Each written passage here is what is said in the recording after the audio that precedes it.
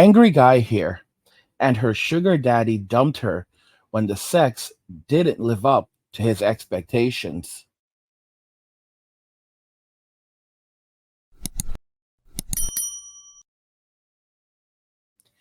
Guys, if you're enjoying this content, please help get this channel to 100,000 subscribers by subscribing to the channel if you already haven't, liking the video, and turning on notifications to never miss another video ever again.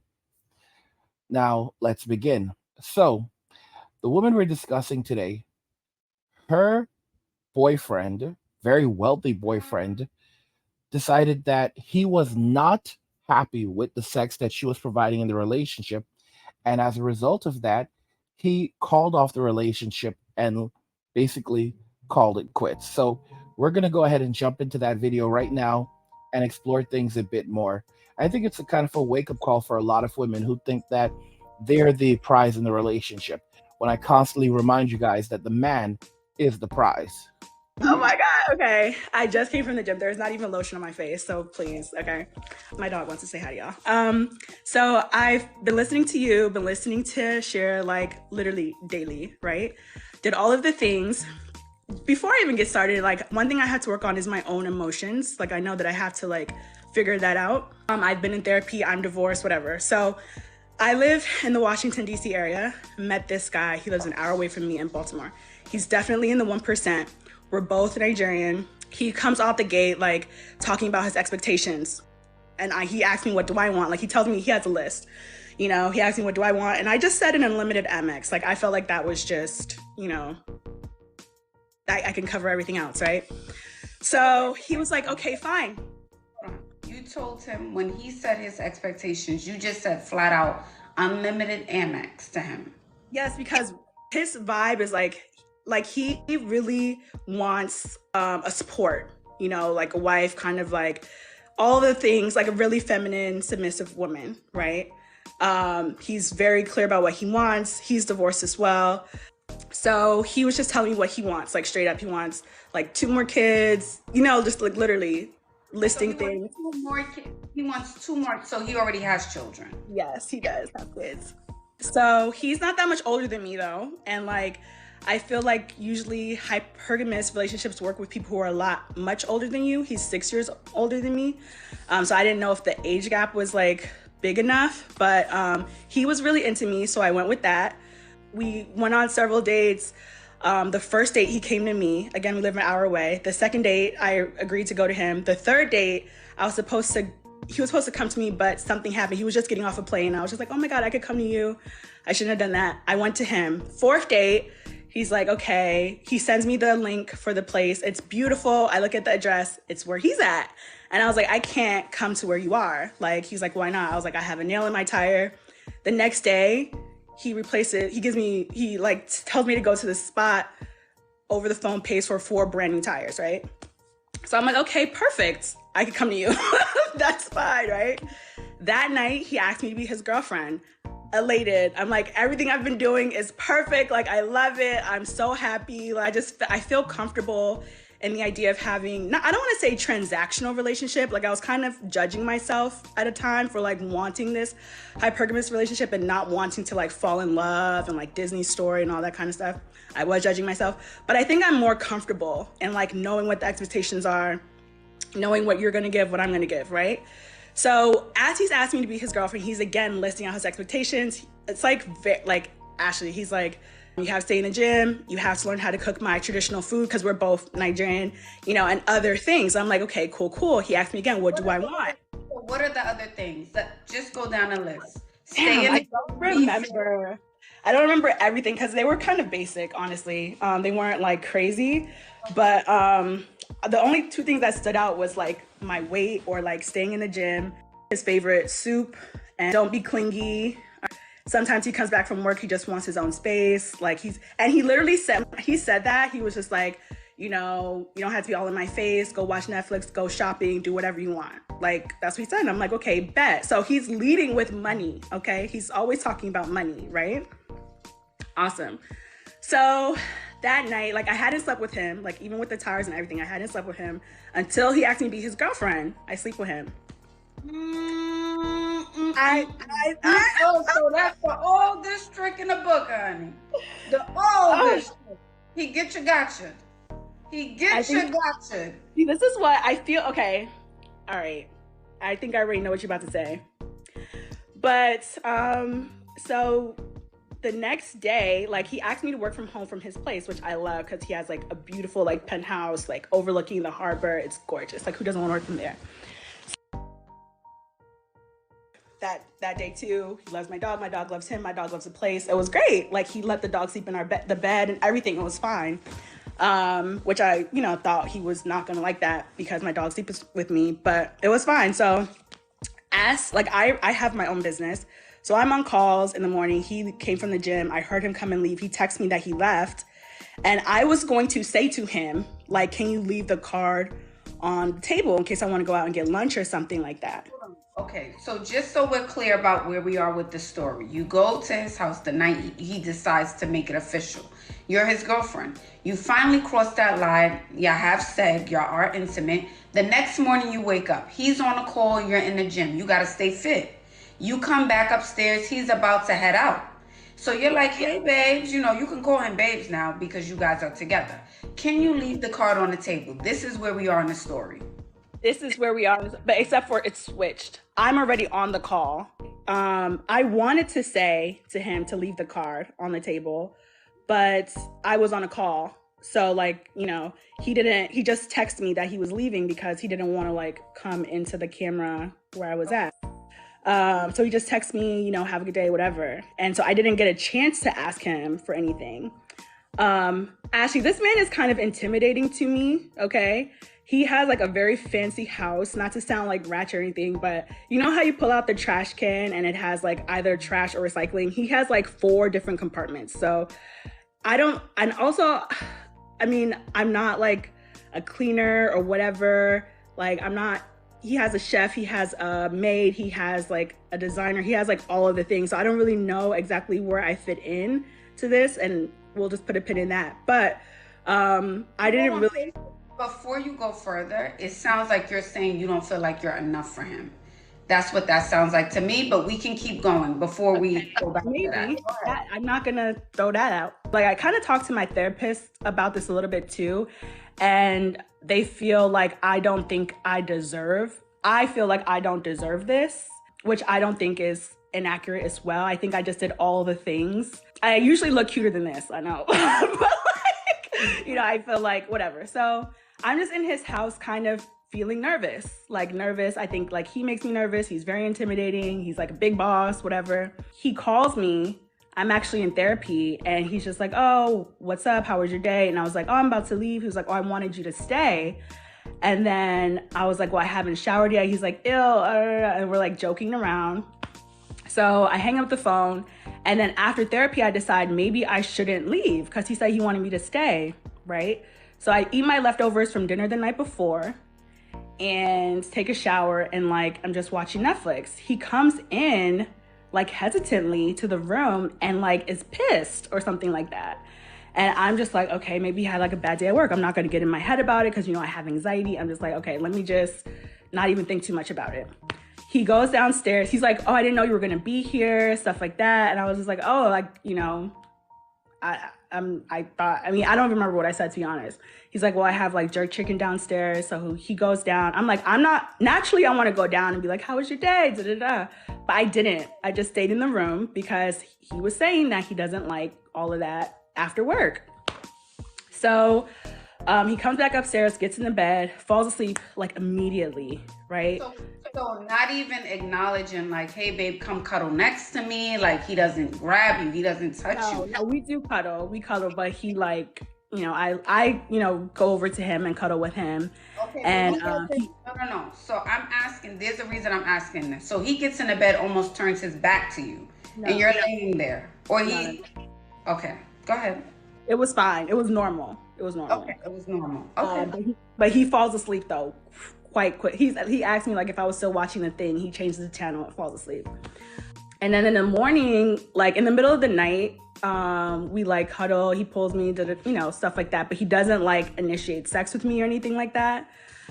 in the morning, it's like he woke up, like he opened his eyes and put his feet on the floor in like the same motion. And then I was kind of in and out of sleep, thinking maybe he went to the bathroom, but he just never comes back. And I was just like, okay. So I texted him.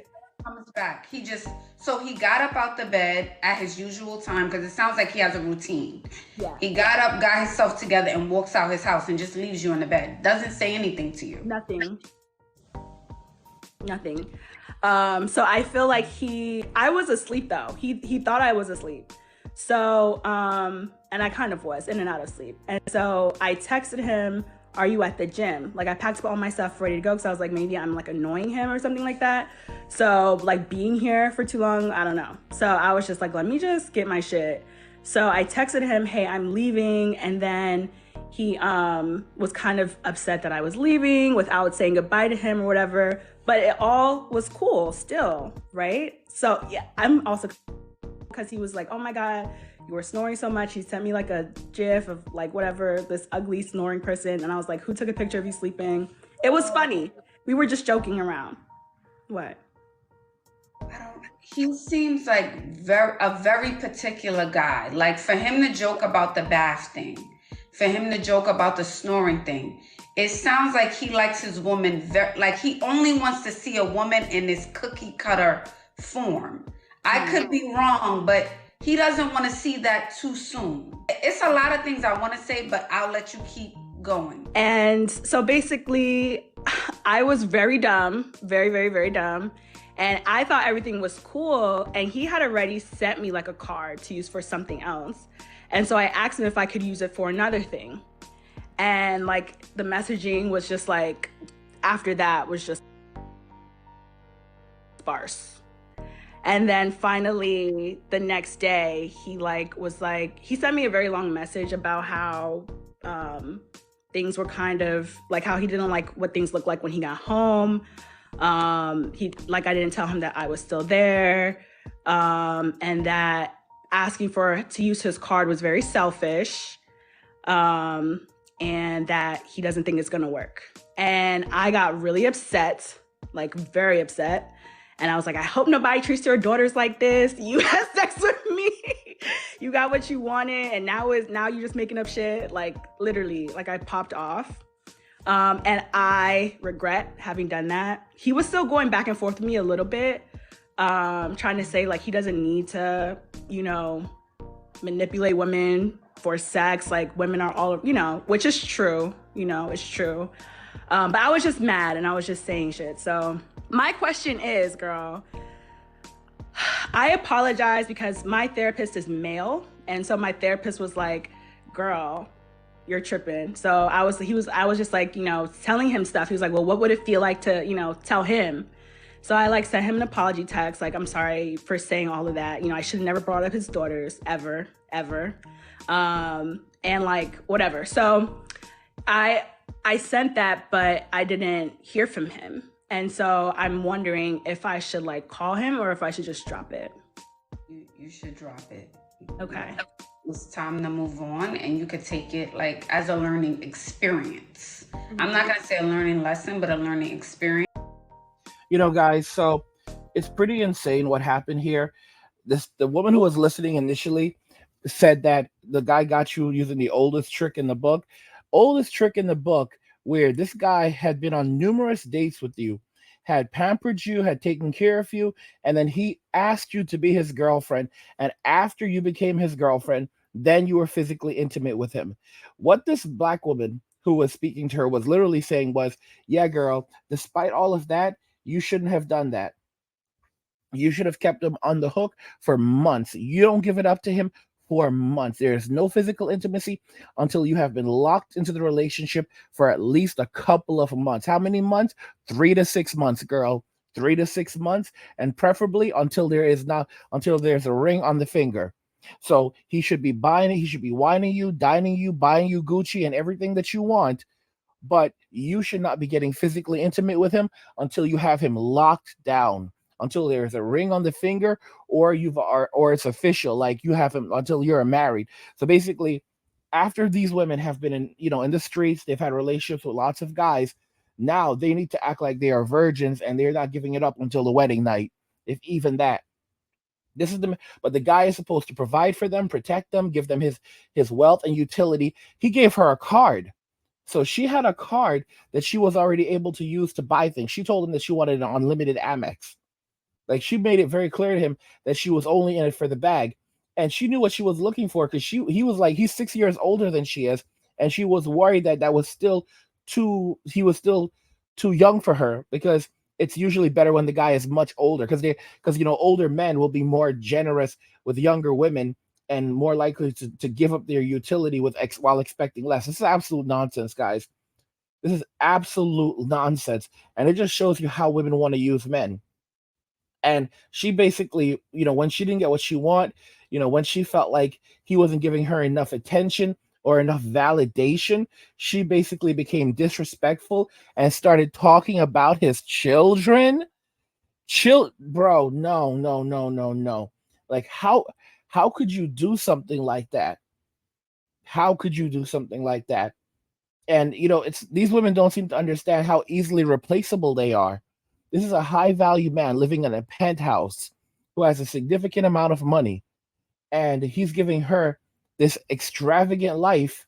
And listen to me, he's just joking around with her. He's making normal jokes, and this woman that's interviewing her, speaking to her, is kind of like, oh no, like his jokes are like not, bro. This is a cool dude. He's a nice guy overall. He is definitely a nice guy overall, relatively good guy, very really respectful guy. These women want you to put them on a pedestal and worship them. Never say anything. Don't even make jokes with them. You are wonderful. They want simps. They want wealthy simps that will put them on a pedestal, give them everything that they want. Lives of luxury, and then they'll turn around and say that you're nothing to me. I have my own money, bro. You said you wanted unlimited Amex. That's what I did. But guess what? I have my own money, and I don't need you. I don't need you for anything. I mean, and when I don't get what I want, I'm gonna shame you.